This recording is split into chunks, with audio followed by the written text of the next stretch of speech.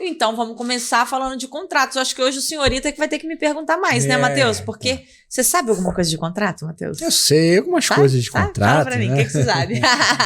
O que é um contrato, né? O contrato, ele é um acerto entre duas partes. Acho que é importante salientar isso e dizer que não é nenhum bicho de sete cabeças.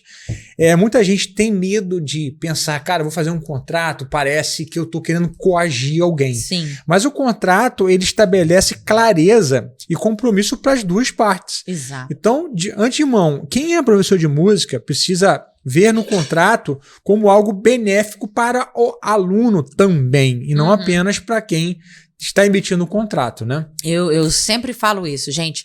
O contrato não é para inibir nenhuma das partes. Pelo contrário, quando um aluno chegar para você e falar, mas tem contrato, eu não vou assinar contrato. Você vai falar para ele, fulano de tal, o contrato é só uma garantia de que eu vou prestar para você o serviço que eu estou te vendendo aqui. E você vai assinar dizendo que vai me pagar pelo serviço que eu vou te entregar.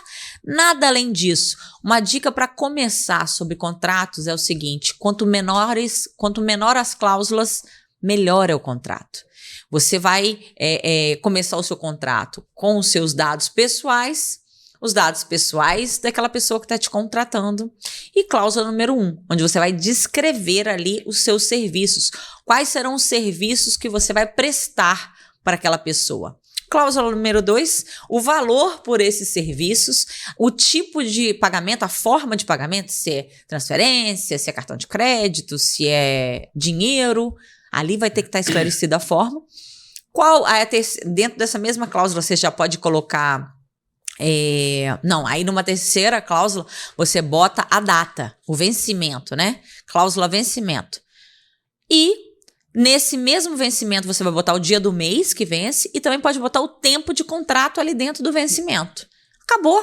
Então, olha só, um contratozinho, Matheus, muito simples para você que é professor de música e está começando agora, né, a empreender como professor de música, ainda não tem uma escola.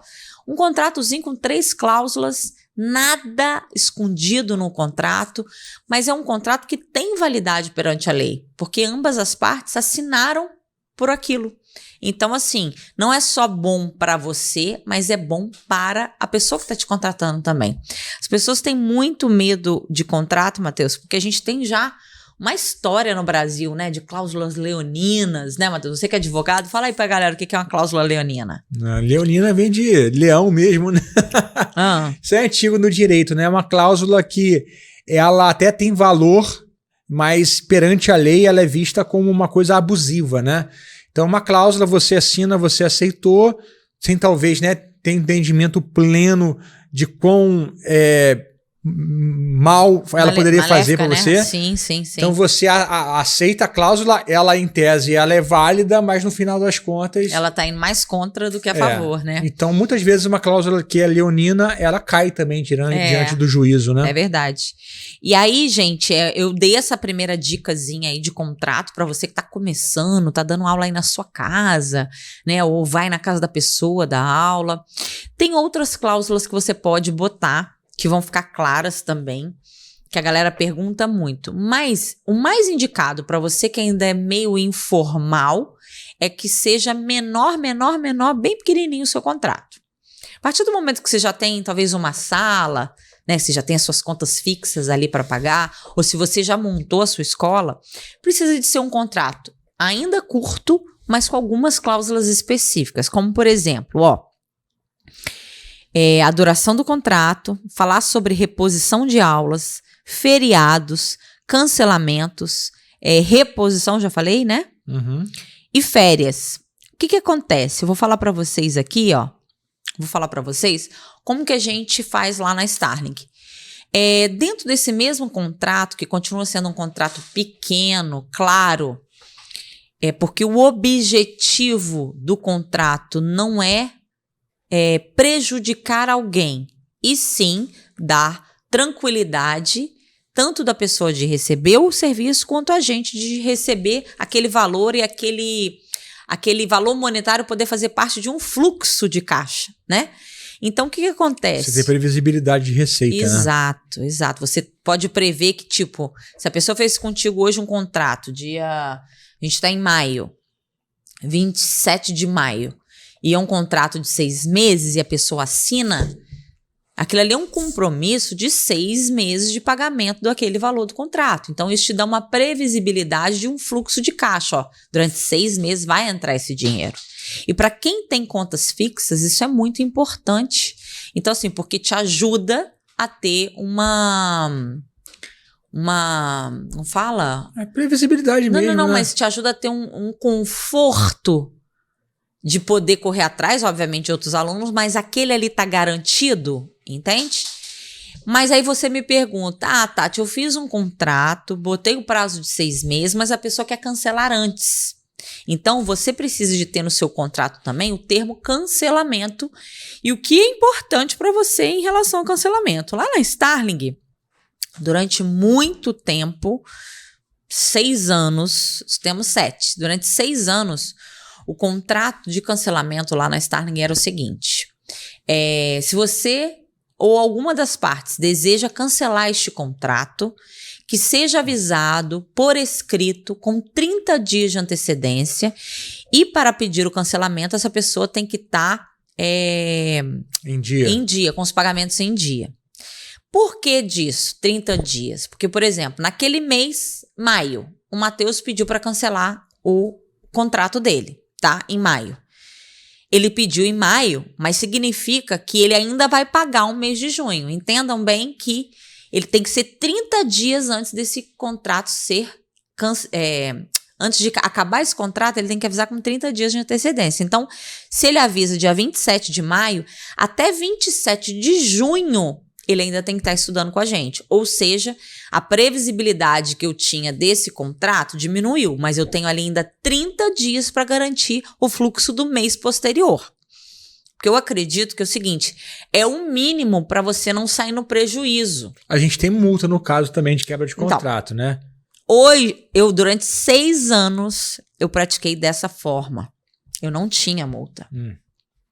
Só que o que acontece? A gente sempre partiu na Starling de uma visão de que a música é muito importante, de que a gente quer passar para as pessoas a nossa missão, né? O nosso slogan, que é Music as Lifestyle, música como estilo de vida. Então, tudo que a gente queria é passar algo positivo com a música.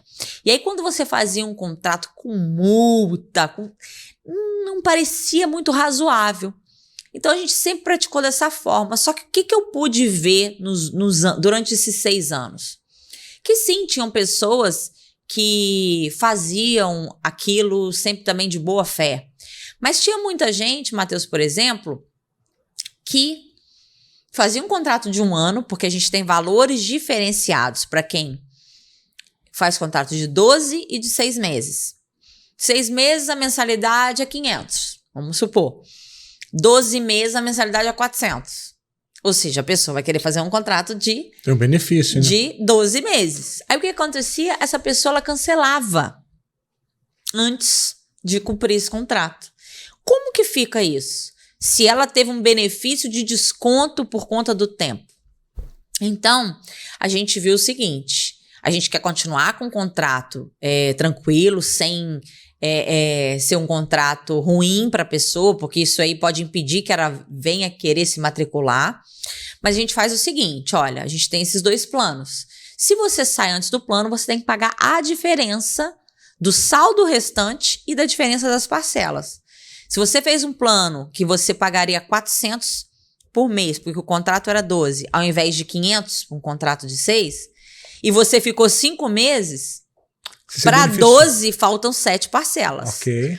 Você vai pagar uma porcentagem em cima do saldo que falta e também vai pagar a diferença de R$100 de cada mês que você no caso, seria R$500 usufruiu. Que ficou 5 meses, Exatamente. Né? Então, só ali já seria R$500 que a pessoa ia ter que pagar para sair. Sim. Que 5 meses que ela ficou pagando 400, quando ela deveria ter pagado 500. Porque ela se enquadrou no plano semestral. Exatamente.